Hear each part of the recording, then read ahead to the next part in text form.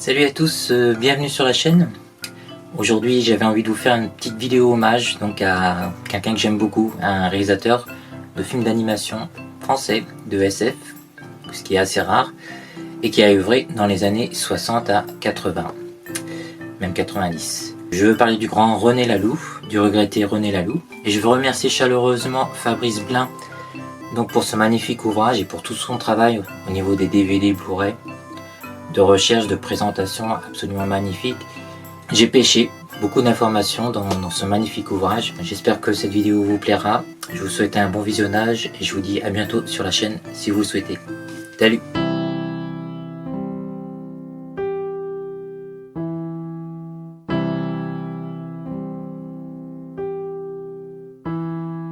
René Laloux est un Parisien de pure souche, né le 13 juillet 1929. Dans le 15e arrondissement. Il s'intéresse très tôt au dessin animé, au cinéma, à la bande dessinée, mais aussi au théâtre et à la littérature. Un touche-à-tout de talent qui quittera très tôt le nid familial. Il quittera l'école et trouvera un emploi dans la sculpture sur bois chez un oncle. Il prend des cours de dessin. Puis ce sera la période des sorties, de la camaraderie, des amours. Le tout dans un milieu artistique et à tendance communiste. Il fera ses premières expériences de théâtre. Il découvre le monde des marionnettes à travers un stage avec Yves Joly. L'armée lui laissera de mauvais souvenirs. Il parle de premières rencontres avec le fascisme ordinaire. Un thème que l'on retrouvera esquissé dans ses futurs grands films. Après plusieurs petits boulots, tout en continuant à écrire des poèmes, à peindre, il sera embauché à la clinique psychiatrique de la Borde près de Blois.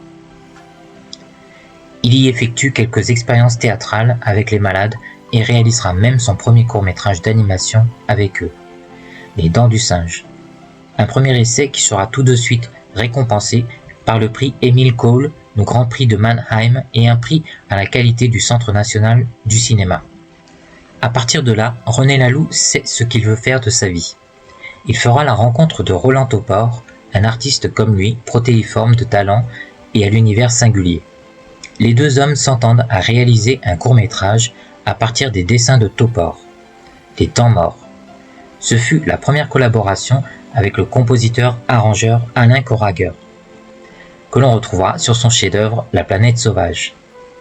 Ensuite, ce fut le court-métrage Les Escargots, toujours en compagnie et à partir des dessins de Roland Topor en 1965. Une histoire surréaliste où la Terre est envahie d'escargots géants. C'est la technique du papier découpé qui est utilisée. À ce titre, ce court-métrage est le prototype du long-métrage La Planète Sauvage. Un choix cependant dicté par des raisons financières. Après avoir évoqué une adaptation de Gargantua de Rabelais avec son compère Topor, les deux artistes optent pour une adaptation d'un roman de Stephen Wool, Homme en série, datant de 1957. Ce chirurgien dentiste, de son vrai nom Pierre Perrault, aura produit pas moins de 11 romans de science-fiction en quelques années avant de lever le pied et d'offrir une dernière histoire en 1977. Comme nous le verrons, ce ne sera pas son unique emprunt à la bibliographie de Stephen Wool. L'histoire de La Planète Sauvage est assez simple. Elle raconte la révolte des hommes considérés par les Drags, des géants extraterrestres, comme des animaux domestiques. Roland Topor apporte sa créativité visuelle jusque dans certains détails de l'histoire, conférant à cet univers un aspect étrange et inédit. Laloux désire restituer la richesse graphique de Topor et utilise à cette fin la technique du papier découpé. Le film se fait à Prague, en Tchécoslovaquie, au studio Jiří Trnka. 25 personnes œuvrent pendant 4 ans. Ce ne fut pas aisé pour Laloux, car il dut se confronter à la politique stricte de l'administration locale. Des administrateurs staliniens qui souhaiteront même le remplacer par son collaborateur Joseph Capre. L'équipe technique fut conquise par les Rush et ont apporté leur soutien aux réalisateurs français.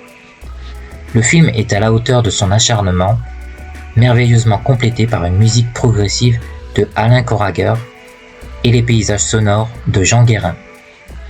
Les doublages sont de qualité, d'habitude enregistrés avant la conception du film. N'ayant pas les acteurs, c'est Laloux et ses amis qui ont réalisé une bande-son provisoire sur laquelle caler les dessins. On a fait appel à d'excellents acteurs tels que le populaire Jean Topart, qui a doublé nombre de films et de séries animées tels que les Dracula de la Hammer, le Salieri d'Amadeus, le Zeus d'Ulysse 31, entre autres, ainsi que Jean Valmont, que l'on retrouvera dans Les Maîtres du Temps. Malgré les difficultés de réalisation, le film s'avère un triomphe, un coup de maître. Il gagna un prix spécial au Festival de Cannes et Roger Corman contacta les producteurs pour une distribution américaine. Le film marcha outre-Atlantique, mais Roger Corman oblige ne rapporta quasiment rien aux auteurs. Enhardi par le succès inattendu de La Planète Sauvage, Laloux désira enchaîner avec un nouveau projet d'animation. Mais Topor, qu'il avait quelque peu lâché en cours de route, ne renouvellera pas sa collaboration. Pour un esprit aussi créatif que le sien, la fabrication d'un film d'animation prend beaucoup trop de temps et d'énergie. Quelque part, c'était aussi l'occasion pour Laloux de s'affirmer en tant qu'auteur, car il avait souffert d'un manque de reconnaissance de la critique et du public qui voyait surtout La Planète Sauvage comme une œuvre de Roland Topor. Son projet suivant est Gandahar, d'après un ouvrage de Jean-Pierre Andrevon, Les Hommes-Machines contre Gandahar. À l'origine, l'auteur, qui est aussi passionné de dessin, souhaite en faire une bande dessinée. N'ayant pas trouvé acquéreur, il décide d'en faire un roman, le plus visuel possible dans ses descriptions. C'est ce qui plaît à René Laloux. Conquis par les couvertures réalisées par le dessinateur Philippe Cazat pour les romans de science-fiction des éditions J'ai lu, il le contacte.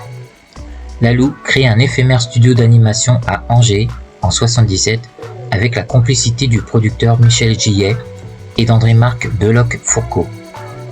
N'y sera réalisé qu'un pilote de 7 minutes du projet Gandahar, graphiquement assez éloigné du résultat final une dizaine d'années plus tard.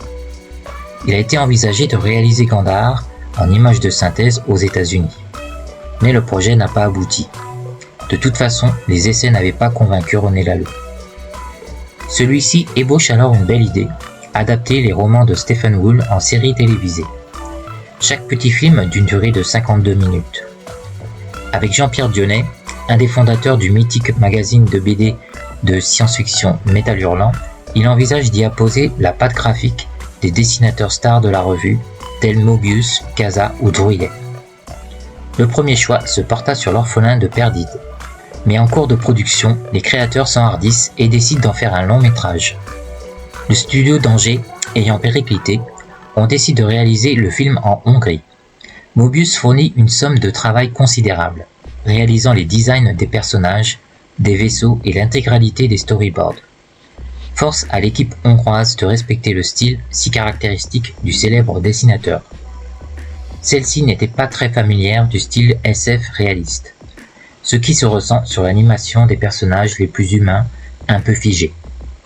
René Laloux aurait voulu utiliser de la technique de la rotoscopie, recopier les mouvements filmés sur une personne réelle et les transférer sur les celluloïdes. Mais les moyens étaient déjà bien limités. Rappelons-nous que cette histoire devait initialement durer 52 minutes.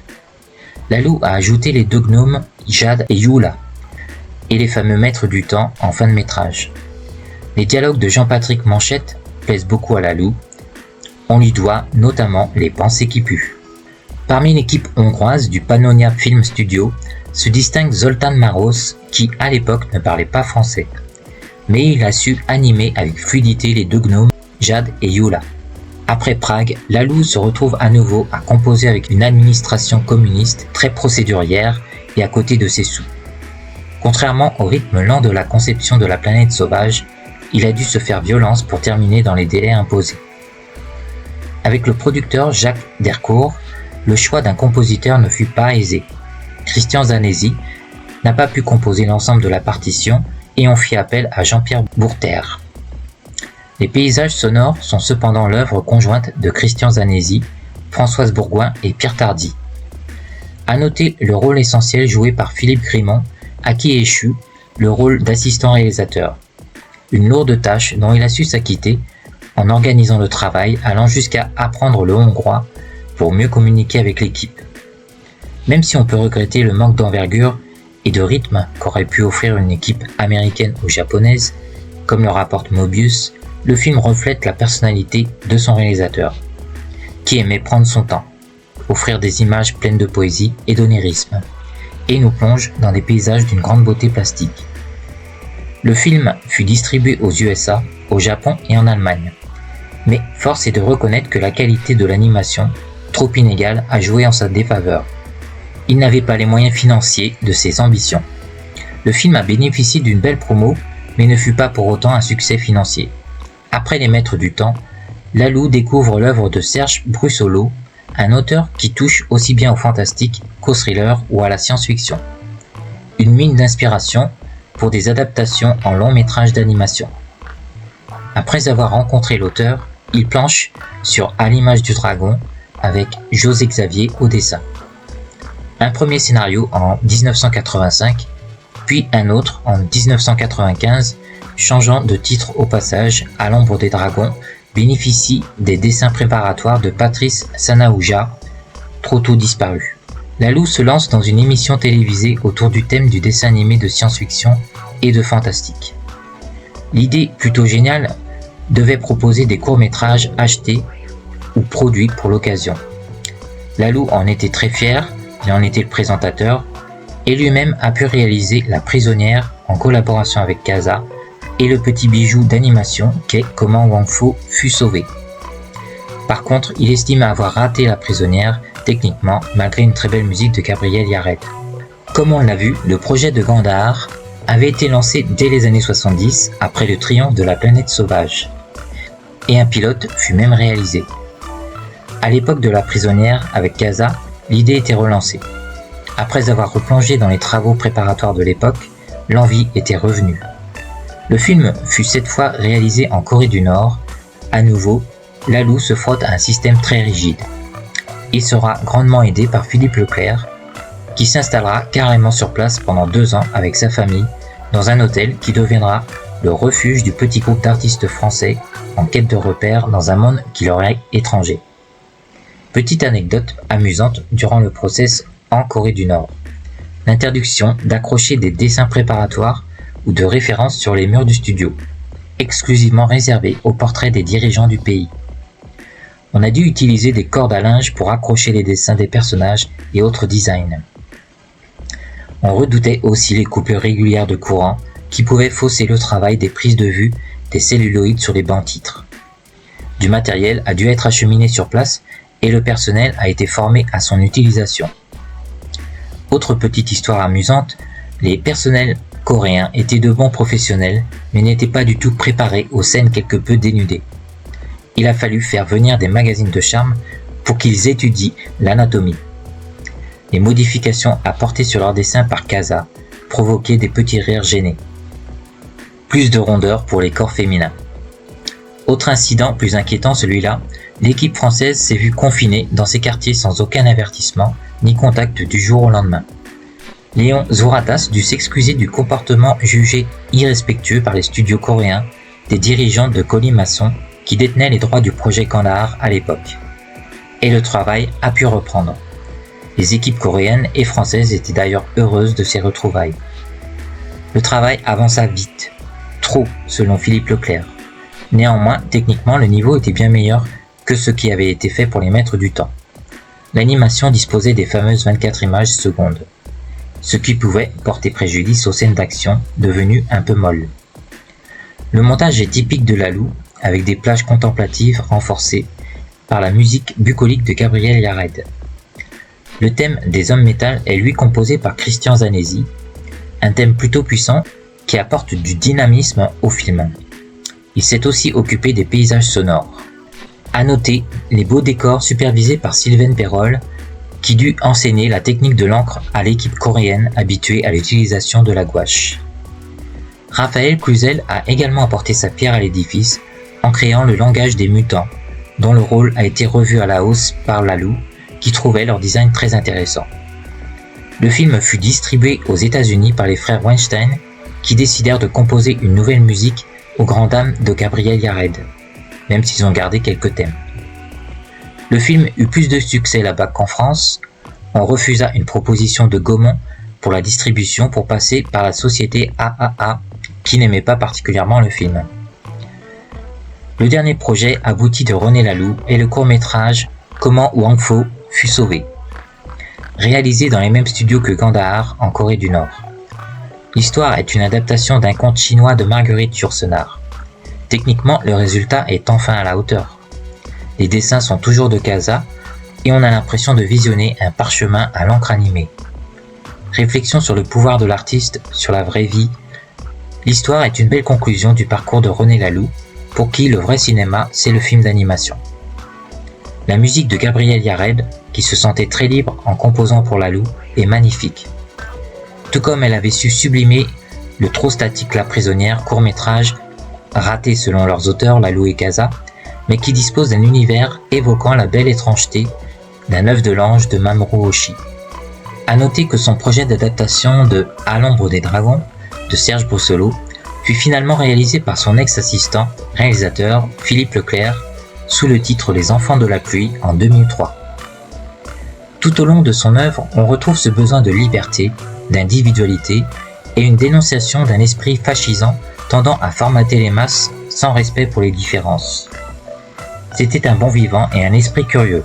Il s'adonnait toujours à la peinture et son ancien compagnon de route, Roland Topor, aurait souhaité voir un film d'animation reposant sur les créations graphiques de son ami. Ces œuvres, qu'il jugera sévèrement, estimant qu'elles étaient bancales, limitées par leur manque de moyens, perdurent. Car au-delà des imperfections techniques, on sent la vision d'un réalisateur qui ne cède pas aux modes, qui respecte son public en évitant de les infantiliser. Un artisan venu peut-être trop tôt par rapport à l'explosion de la créativité française dans le domaine de l'animation française depuis le Kirikou de Michel Oslo.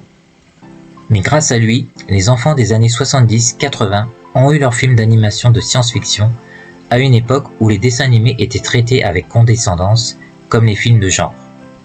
Laloux a pourtant ouvert la porte à des œuvres audacieuses comme Renaissance de Christian Folkman, Prodigies d'Antoine Charéron ou le plus récent et réussi Mars Express de Jérémy Perrin. Un monsieur essentiel dont on aurait adoré voir les nouvelles créations à partir des technologies actuelles. Monsieur Laloux, vous nous manquez beaucoup, on espère que là-haut, la table est bonne et le vin goûteux. Merci pour ces œuvres indémodables. À bientôt sur la chaîne.